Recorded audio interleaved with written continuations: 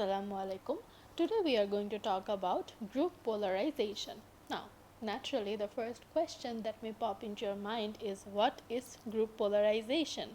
So, group polarization is basically the way by which we decide to choose between opinions of being in a group with certain people with the same mindset.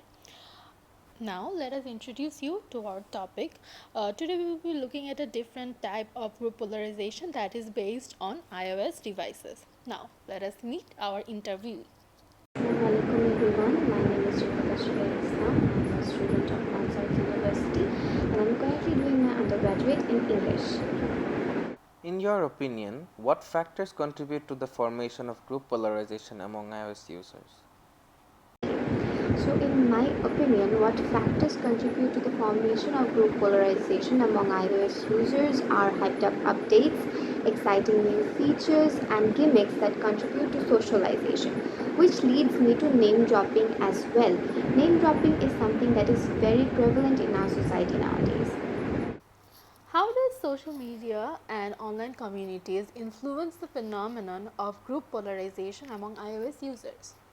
Social media and online communities do influence the phenomenon of group polarization, and again, it brings me to hyped up updates. And Apple actually does very carefully planned and executed launches which gathers media attention, with units being given to popular social media influencers who review their product, which does actually influence the phenomenon of group polarization. In your opinion, do you feel are there any demographic or cultural factors that influence the degree of group polarization among iOS users? I don't really know about cultural factors and how it actually does influence the degree of group polarization among iOS users, but I would say that it has a very heavy demographic factor because iOS users do have access to some kind of very niche and high quality apps and high quality updates which Android users don't really have, even though Android users are larger in number in our country, but still iOS users do have access to some very niche and very high quality things which actually gives them a higher up and a competitive advantage, which leads to increase in group polarization. Can you explain the psychological process that drives group polarization within these user communities? Actually, there are many psychological processes that drive group polarization. I would say that iOS users in our country, they are seen to be this highly high caliber people. They feel some kind of superiority. They feel really smart and they feel digitally appraised.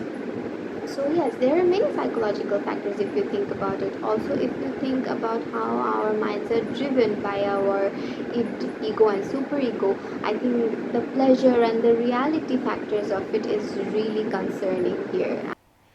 Do you think that you were positively or negatively influenced by this group polarization?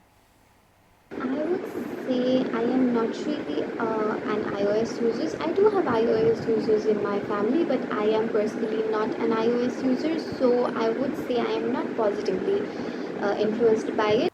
Do you think that group polarization in some ways affect your mind to use iOS devices even if you don't agree with it?